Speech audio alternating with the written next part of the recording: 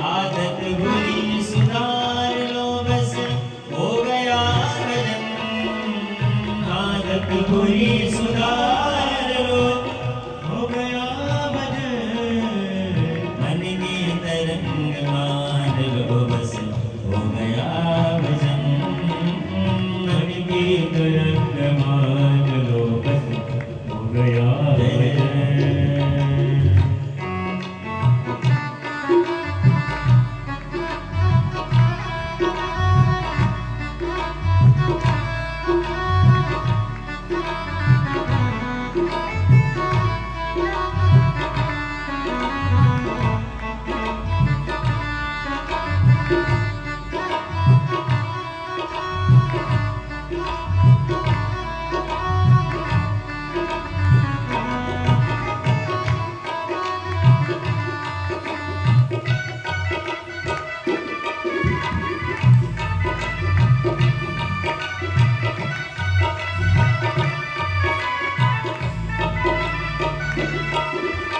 कोई तुम्हें बुरा कहे कोई भला कहे। कोई तुम्हें बुरा कहे कोई भला कहे। कोई तुम्हें बुरा कहे कोई भला कहे। कोई तुम्हें बुरा कहे कोई भला कहे। आदत बुरी सुधार लो बस हो गया भजन। आदत बुरी सुधार लो बस हो गया भजन। आदत बुरी सुधार लो बस हो गया भजन। आदत बुरी सुधार लो बस हो गया भजन। मन की तरंग मार लो हो गया भजन। मन की तरंग मारो हो गया भजन। मन की तरंग मार लो बस हो गया भजन। मन की तरंग मार लो बस हो गया भजन। आदत बुरी सुधार लो हो गया भजन। ओ आदत बुरी सुधार लो बस हो गया भजन। आदत बुरी सुधार लो बस हो गया भजन। ओ आदत बुरी सुधार लो बस हो गया भजन। बस यही भजन है, यही भक्ति है और यही कथा है। क्या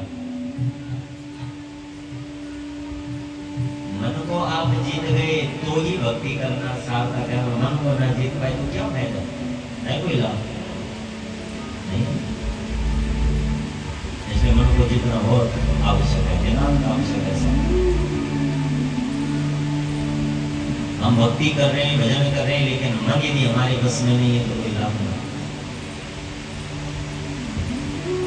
और मन का ही फल है। आज वेद व्यासी महाराज जन्मेंद्र जी को ये सुंदर पावन चर्चा श्रवण करा रहे। बेटा आपने बहुत उत्तम युक्ति आपको आस्तिक मुनि ने दी। यथा नाम ततो, जिनका नाम ही आस्तिक है, नाम का असर जरूर आता है। उत्तम नामक मुनि ने जन्मेंद्र को नाग यज्ञ के लिए प्रेरित किया। जन्मेंद्र क्या करने लगे, अपने पिता का बदला लेने के लिए नागों को मारने लगे। कुछ मिलता नागों को मारने, लेकिन आस्तिक मुनि ने वो नाग यज्ञ रोका और देवी भागवत की सब प्रेरणा दी। बेटा यदि अपने पिता की मोक्ष की कामना चाहते हो, यदि तुम चाहते हो पिता को मोक्ष मिले तो आप देवी भागवत का पावन आयोजन करो। स्वयं व्यास जी महाराज ने जन्मेंद्र जी को ये कथा सुनाई।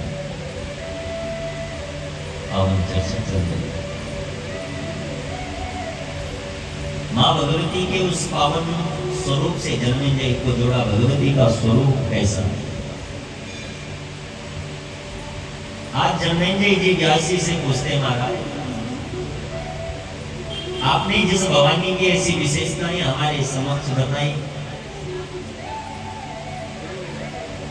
यत पाद पंकज रजा समवाप्य विश्वम ब्रह्मा सृजत्यनुदिनं च विभर्ति विष्णु। जिसके विषय में आप बता रहे हैं कि जिसके चरण रज का सहारा लेकर ये पूरा विश्व प्रपंच पालित होता है। स्वयं वेदों को धारण करने वाले ब्रह्मा जी भी जिस भगवती की चरण रज का सहारा लेकर इस विश्व प्रपंच को रच रहे हैं।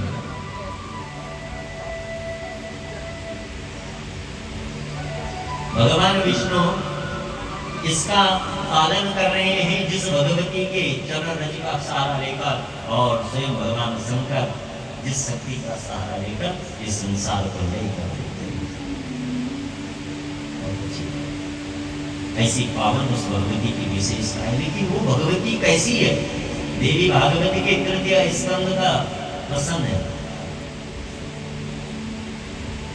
देवी भागवत में तृतीय स्कंद के प्रथम अध्याय में जन्मेंजयवाच, जन्मेंजय बोलते हैं कि भगवान भवता प्रोक्तम यज्ञमंगामिदं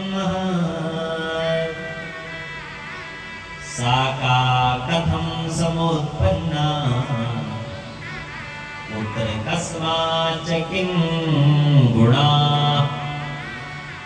मैं जो ये भगवती का ये पावन यज्ञ कर रहा हूं, मैं इस भवानी के स्वरूप को जानना चाहता हूँ। ये भगवती कैसी है? जिसको आपने बोला कि मृत्युर्धर्माश्च तेनो वा सच्चिदानंद रूपिणः आदि भूतादिभिर्युक्ता नवा दुःखे स्थितात्मकै। छठवें श्लोक में तृतीय स्कंद के प्रथम अध्याय के छठवें श्लोक में बड़ा सुंदर पूछ रहे हैं, क्या ये भगवती जी जिसे आप सच्चिदानंद स्वरूप का बता रहे हैं, मैं अद्वितीय हूं, मैं नहीं जानता? क्या इसका भी कभी जन्म होता है? ये मर जाती है जैसे हम लोग है ना, हमारा जन्म होता है, मर जाते हैं, फिर जन्म लेते हैं, फिर मरते होंगे। ऐसे ही होता है क्या इसके साथ? जैसे हमें ये नाना प्रकार के दुख सताते हैं जी, कभी बच्चों का दुख, कभी पिता का दुख, कभी माँ का दुख, कभी पत्नी का दुख, कभी पति का दुख, नाना प्रकार के ये संसार के जिस जिससे संबंध है, ये सब दुख देने वाले ही तो हैं। अगर हमारा अपने बच्चे से ज्यादा लगाव हो गया तो वो ज्यादा दुख देगा। संसार का प्रत्येक संबंध कुछ भी, परिवार हो या जिनसे हमें लगता है कि इन साधनों से सुख मिलता, सब दुख देगा। आपका गाड़ी, आपका मकान, आपका बंगला, एसी, सब जिससे आपको लगता है कि इससे सुख मिलता है वही दुख देता है। क्या सुख जिससे मिलता है वो क्या देता है? बोलो, देता है नहीं। एसी चल रहा है हमारा, चलता चलता एसी खराब हो जाए, अब ना हवा बदला ना, सुख दुख में बदल गया ना। बच्चों से बहुत पिछले बहुत लगाव करते, बच्चे बीमार पड़ गए, बुखार आ गया, हमारा टाइफाइड हो गया, ये हो गया, वो हो गया, बदल गया ना सुख दुख में। अगर बच्चों से ज्यादा ममता न होती तो शायद उतना दुख, उतनी पीड़ा नहीं होती। लेकिन बहुत ममता है, बहुत पीड़ा है उनकी, इसलिए जितनी पीड़ा, जितनी ममता संसार के प्रति होगी उतना ही बड़ा दुख हमें देगा।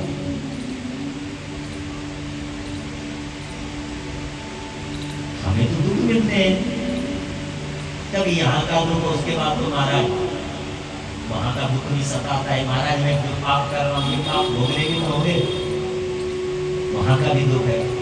आध्यात्मिक, आदि दैविक, आदि भौतिक, तीनों प्रकार का ये दुखों को हमें सहन करना पड़ता है। वो जो भगवती है उसको भी सहन करने पड़ते हैं ये दुख, या उसको दुख मिलते नहीं, मैं सब जानना चाहता हूँ।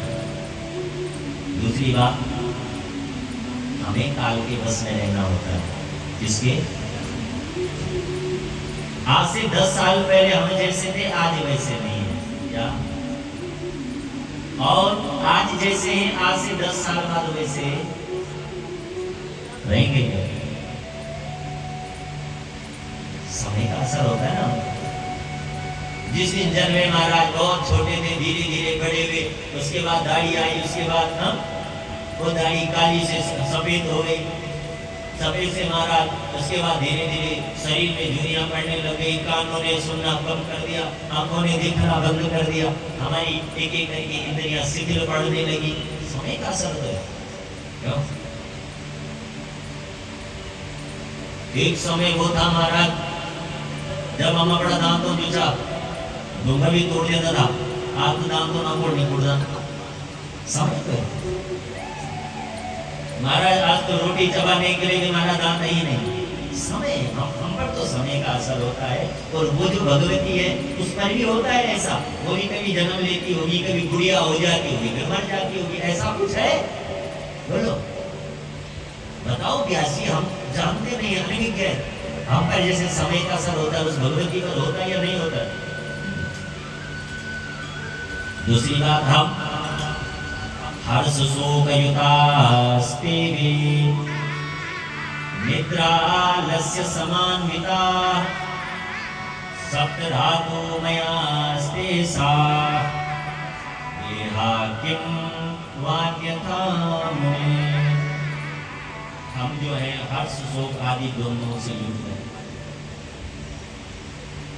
हमारा बच्चा कुछ अच्छा कार्य कर दे, उत्तम पद पे बैठ जाए, हमें हर्ष होता है।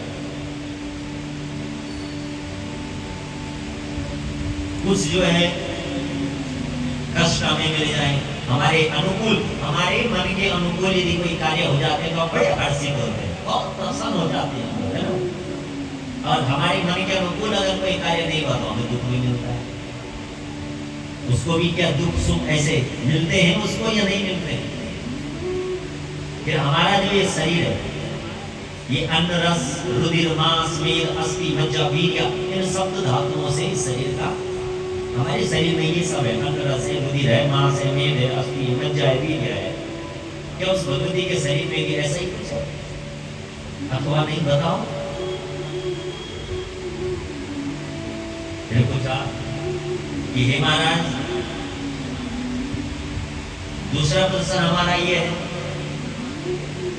कि भगवती जिस जगत का आप बता रहे हैं सबको पालने वाली वही है, भगवती ने ही इस संसार की रचना की है।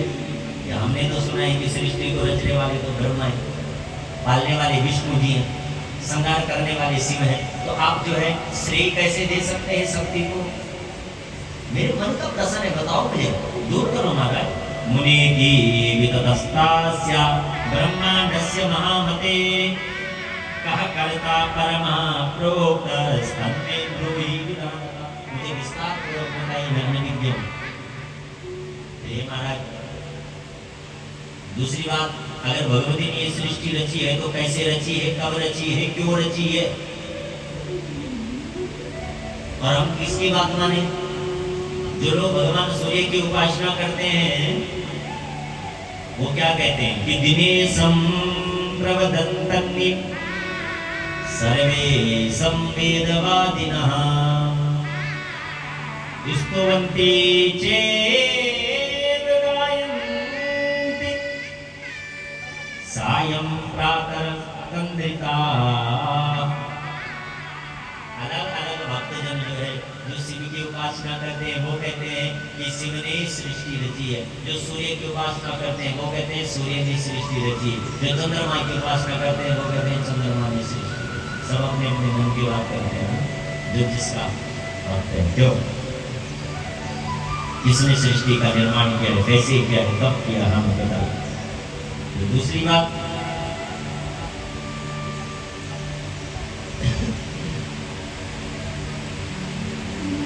देवताओं को हम सगुण रूप में पूजते हैं, लेकिन आप महाराज हमें बता रहे हैं कि वैष्णवी शांकरी ब्राह्मी वासवी वारुणी तथा वाराही नारसिंही च महालक्ष्मी तथा अद्भुतम। फल की आकांक्षा रखने वाले जो भक्त होते हैं, जिनको फल की कामना होती है, वो भवानी का कोई उसे वैष्णवी रूप से पूछता है, कोई शांतनी, कोई ब्राह्मणी, कोई वासनी, कोई वारुणी, कोई वाराही, कोई नारसिंही, कोई महालक्ष्मी, कोई विचित्र रूपा, कोई वेद माता, कोई एकेश्वरी, कोई विद्या स्वरूपा, कोई संसार रूपी वृक्ष की स्थिरता का कारण रूप, ये समस्त कामनाओं को पूर्ण करने वाली महाराज, मुक्ति को चाहने वालों के लिए मोक्षदायिनी और फल की अभिलाषा रखने वालों के लिए जो काम प्रदायिनी है, वो सगुण और निर्गुण वो कौन है? आप महाराज हमारे इन बातों का एक एक करके जवाब दीजिए। इन्हीं प्रसंगों से सज्जनों, समस्त देवी भागवत महापुराण का ये सदिया व्यासी महाराज ने जन्मेंद्र महामुनि को दिया। सबसे पहले प्रश्न पूछा कि भगवती सृष्टि को कैसे, कब और क्यों रचती है? कौन है ये भवानी? तो बड़ा सुंदर वर्णन आया। व्यास जी ने जवाब दिया, महाराज आदि शक्ति भगवती जब प्राचीन समय में अकेली थी, समस्त लोगों में मां भगवानी ने देखा कि समस्त जड़ ही जड़, यहां कुछ भी नहीं, सब जड़, न कोई वृक्ष, न कोई शाखाएं, न कोई पशु, न कोई पक्षियां, न मनुष्य, न देवता, कुछ नहीं। भगवानी ने सोचा क्यों ना मैं एक ऐसा कुछ रचना करूं, एक संसार की सृष्टि की। तो भगवती ने सर्वप्रथम इस जड़ रूपी ये जो लोग हैं, अतल, सुतल, तलातल, पाताल, समस्त लोगों में भगवती ने देखा कि यहाँ जड़ रूप जो है विद्यमान है। भगवती ने अपने ही स्वरूप से उस जड़ को चेतना प्रदान की, यानी वो भगवती जो है समस्त लोगों में फैल गई। सब वो अकेली, वो परांबा, वो जगदम्बा जो थी, वो समस्त लोगों में फैल गई और समस्त जड़ रूपी ये जो लोग हैं सब में चेतना प्रदान कर देती है। परम अद्भुत मनोहर एक जो है मृत्यु लोक की भी स्थापना भगवती ने की। पृथ्वी जिस पर एक अद्भुत विशाल जातरोपमयो मेरुर बाहु योजन विस्तरः कृतो मणिमये श्रृंगे शोभिता परमाद्भुता। एक बड़ा भगवती ने परम अद्भुत एक सुंदर सुमेरु जो सोने का बना हुआ था, एक सुमेरु पर्वत का निर्माण किया, जो सुमेरु अनेक चोटियों से शोभित था और योजन विस्तार वाला।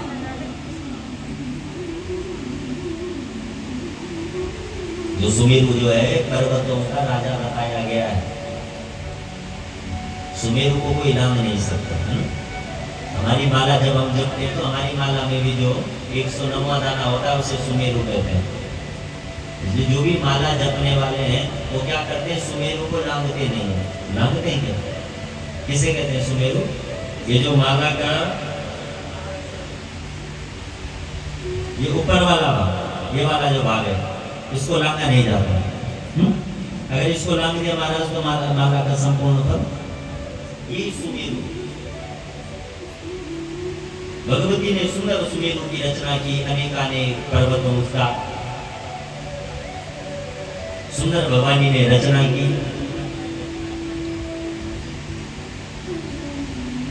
ब्रह्मा जी को भगवती ने अपने स्वरूप से अपनी एक शक्ति प्रदान की और आदेश दिया, जाओ ब्रह्मा, आप जो मैंने ये सृष्टि बनाई है, आप इस सृष्टि का निर्माण करो। भगवान विष्णु को एक शक्ति प्रदान की और कहा कि आप इस सृष्टि का पालन करो। तब भगवान शंकर को एक शक्ति प्रदान की, कहा आप इस सृष्टि का संहार करो। एक को महाकाली, एक को महालक्ष्मी और एक को महासरस्वती। ये तीनों सात्विक, राजस और तामस शक्तियां हैं जी। क्या ब्रह्मा जी को मां शारदा प्रदान की, सरस्वती रूपी वो शक्ति प्रदान की जो सात्विक शक्ति है। सरस्वती कौन सी शक्ति है? सात्विक। भगवान विष्णु को महालक्ष्मी जो राजस शक्ति है, और भगवान शंकर को महाकाली जो तामसिक शक्ति है। और इन तीनों देवताओं ने इन शक्तियों का आश्रय लेकर जो है अपना अपना कार्य कैसे किया। ब्रह्मा जी ने उस भवानी का आज्ञा का पालन करना चाहा तो एकाक्षर मंत्र का ध्यान किया भगवती को। उस एकाक्षर मंत्र को जपा, हे मां मैं किस प्रकार आपकी इस सृष्टि का निर्माण करूं। आपने मुझे आज्ञा तो दे दी, लेकिन आप मुझे वो बल और वो शक्ति प्रदान करो मां। ब्रह्मा जी आज जो है जो हार में है। ब्रह्मा जी ने देखा कि हे भगवती मेरे बस में ये सृष्टि का निर्माण करना नहीं है, तो ब्रह्मा जी ने क्या किया? भवानी का ध्यान किया। मां आप आओ और आप मुझे अपना आशीर्वाद प्रदान करो, जिससे मैं इस सृष्टि को रचने में समर्थ होता हूं। बिना शक्ति के कुछ भी करना संभव बोलो है क्या? हमारे कान भी सुन रहे हैं तो कानों में सुनने की क्या है? बोलो क्या है? आंखों में देखने की, वाणी में बोलने की, पैरों में चलने की, सब में जो शक्ति है वही शक्ति, शक्ति यानी वही जगदम्बा, जिसको हम यहाँ पर आज देवी भागवत के रूप में देख रहे हैं, वही पराशक्ति। अगर आंखों से शक्ति निकल जाए तो आंख देखेगी, कानों से शक्ति निकल जाए तो कान सुनेंगे, हमसे शक्ति निकल जाए तो हम खड़े रह पाएंगे। इसी प्रकार ब्रह्मा जी से अगर शक्ति निकल जाए तो ब्रह्मा जी सृष्टि को रचेंगे नहीं रच पाएंगे। इसलिए ब्रह्मा जी ने क्या किया?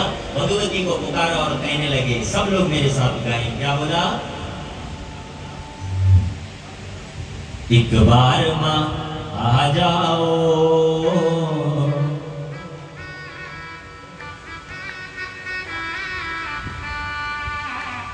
एक बार मां आ जाओ, फिर आके चली जाना। एक बार मां आ जाओ, फिर आके चली जाना। एक बार मां आ जाओ, फिर आके चली जाना। एक बार मां आ जाओ, फिर आके चली जाना। हमें तरस दिखा जाओ, दिखला के चली जाना। हमें तरस दिखा जाओ, दिखला के चली जाना। एक बार मां आ जाओ, फिर आके चली जाना। एक बार मां आ जाओ, एक बार चली आना।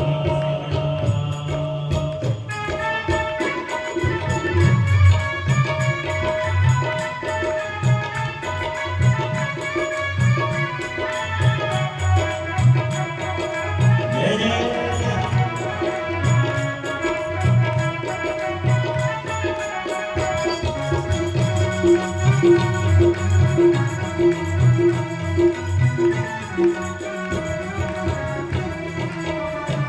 तुमको मेरे गीतों का संगीत बुलाएगा।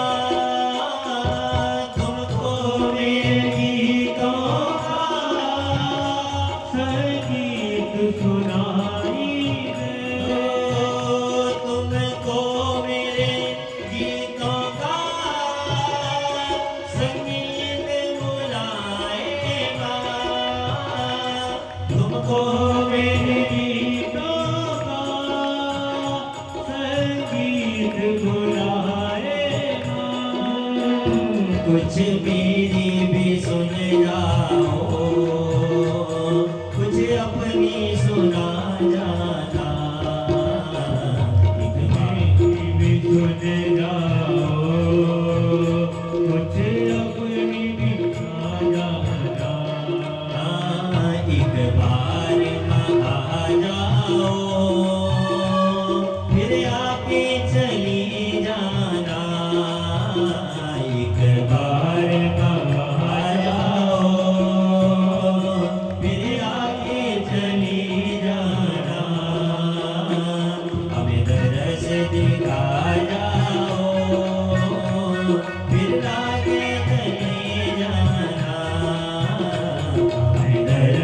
दिखा जाओ, फिर आगे चले जाना।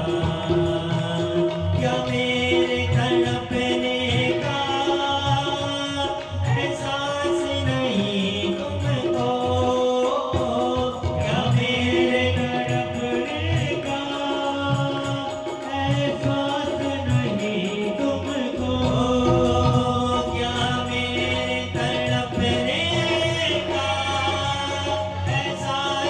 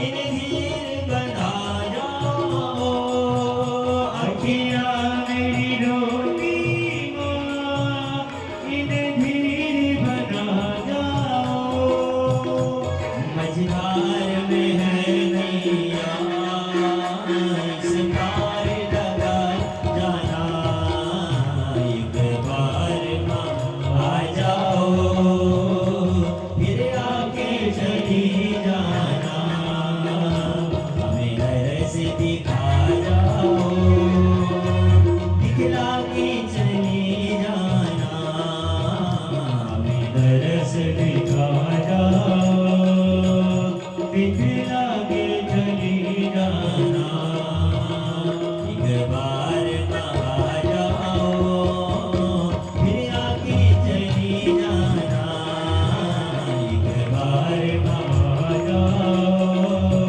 फिर आके चली जाना, फिर आके चली जाना, फिर आके चली जाना। भगवान की जय, जगदम्बे महारानी की जय। सुंदर ब्रह्मा जी ने भगवान का ध्यान किया। माँ,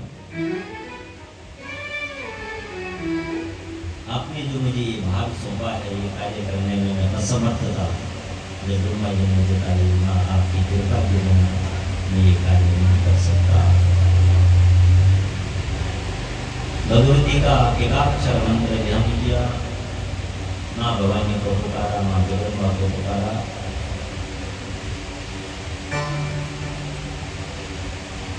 तो भगवती ब्रह्मा जी की भक्ति पर आज प्रसन्न होकर ब्रह्मा जी के सम्मुख आई, आशीर्वाद ब्रह्मा जी को दिया।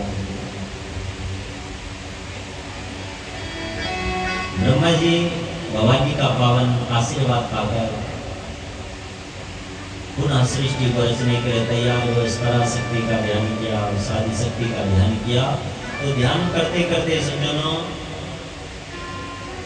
आज ब्रह्मा जी इस सृष्टि को रचना चाहते हैं, सो उनका शरीर आज दो भागों में बंट गया। एक भाग से मनु और एक भाग से शत्रु।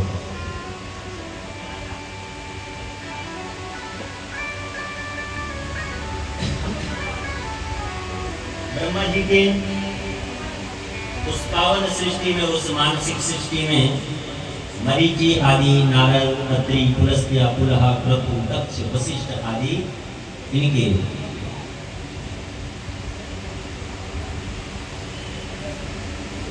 तत्पश्चात दक्ष की जो 13 कन्याएं हुई और उन्हीं कन्याओं से देवता और दैत्य उत्पन्न होते हैं। उसके बाद ये जो ब्रह्मा जी के द्वारा रची हुई जो काश्यप की सृष्टि है, ये पावन संसार में फैल जाती है और सृष्टि में पशु, सर्प इत्यादि योनि से अनेकानेक जीव होते हैं। ये जो स्वयंभू मनु है और शत्रु का जो ब्राह्मणश्चार्ध देहात् मनः स्वयंभुवो भवत् शतरूपा तथा नारी संजाता वाम भागता। ब्रह्मा जी ने आदेश दिया, हे मनु और शतरूपा, आप भी मेरी इस सृष्टि को आगे बढ़ाने में मेरा सहयोग करो। तो मनु महाराज से मनुष्यों की उत्पत्ति होती। हमें मनुष्य क्यों कहा गया है? क्योंकि संतान किसकी है? मनु महाराज। और मनु महाराज की जो पत्नी है वो कौन है? शत्रुपा। यानी मनुष्यों की जो पत्नियां होती है वो कौन होती हैं? शत्रुपा। यानी सत यानी 100 और रूप यानी रूप। भारत की नारी कौन है? धर्मपत्नी किसे कहते हैं? जो बोले अपने पति के लिए 100 रूप धारण करें, वही धर्मपत्नी है, वही शत्रु का। यानी कभी पति देव भोजन कर रहे हो, लाइट चली जाए तो पंखा लगाओ जी हाथ से। पति थक जाए तो कभी उनके चरण भी दबा लो। खूब सम्मान करती है ना एक नारी, भारत की नारी अपने पति का बहुत बहुत सम्मान करती है, नहीं? पति की सेवा के लिए एक रूप नहीं है जो 100 रूप धारण कर लेती है। कभी महाराज भोजन खिलाती है, कभी चरण दबा देती है, कभी उनके कपड़ों को देती है, बहुत सेवा करती है। वही पत्नी है जो पति की सेवा के लिए 100 रूप धारण कर लेगी। इसलिए तो हमारे भारत की नारियां जो होती थी, कभी अपने पति का नाम नहीं लिया। करती है तो मैं बोल नहीं सकता, लेकिन करती थी बोल सकता हूँ, नहीं लिया करती थी नाम। क्या ऐसी मान्यता थी कि महाराज जितनी बार पति जो है अपने पति का नाम ले तो उनकी आयु घट जाती है। भाव से बोलो। आज कुछ नहीं शादी हो गई फिर बुरे हाथ नहीं, नाम नहीं लेना चाहिए। कोई है यहाँ पर जो नाम नहीं लेती है? हमको ऐसे ही पूछना पड़ेगा। वाह, बहुत सारे मतलब जो लेते हैं अभी भी। आज से आप ही नहीं लेना है क्या? पति का नाम नहीं लेना चाहिए। उससे क्या होता है, अवस्था घटती है। ऐसे हमारा सनातन मानता है। आपने देखा होगा ना, जब प्राचीन समय में कोई डाकिया आ जाता तो पूछता, देवी जी क्या है भाई साहब का नाम? तो दूर से बुलाती, आजा बेटा बता जरा अपने चाचा का नाम बता, अपने ताऊ का नाम बता। अपने मुख से नहीं लेती।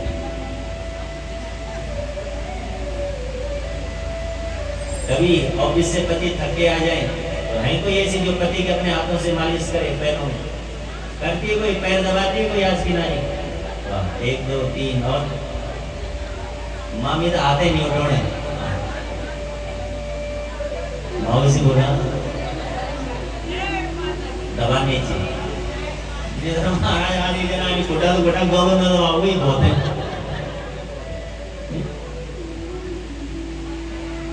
ना। दबाए आज की नारी चरण, वो गला दबाना छोड़ दे।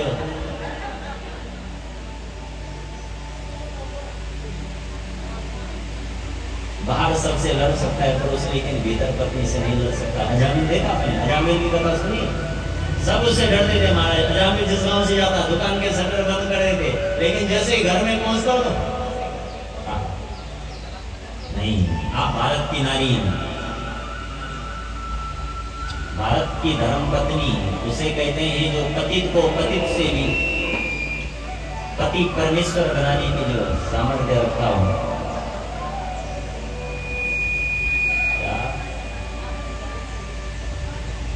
जो पतित को पतित से भी पति परमेश्वर बना दे, यदि ऐसी ताकत किसी में है तो वो केवल और केवल मेरी भारत की नारियों में। नहीं? कोई कितना भी पतित क्यों ना, पतित यानी गिरा हुआ, जो धर्म से कितना भी हीन क्यों ना हो जाए, सज्जनों भारत की वो नारी है जो अपने पति को क्या कर देती है, धर्म का मार्ग प्रशस्त कर देती है। भाव से बोलो। और स्त्रियों के लिए तो तुलसी बाबा ने एक ही बात लिखी है जी, एक ही धर्म एक व्रत नेम, एक ही धर्म एक व्रत नेम, एक ही धर्म एक व्रत नेम, एक ही धर्म एक व्रत नेम, एक ही धर्म एक व्रत नेम, काय वचन मन पति प्रद प्रेम, काय वचन मन पति प्रद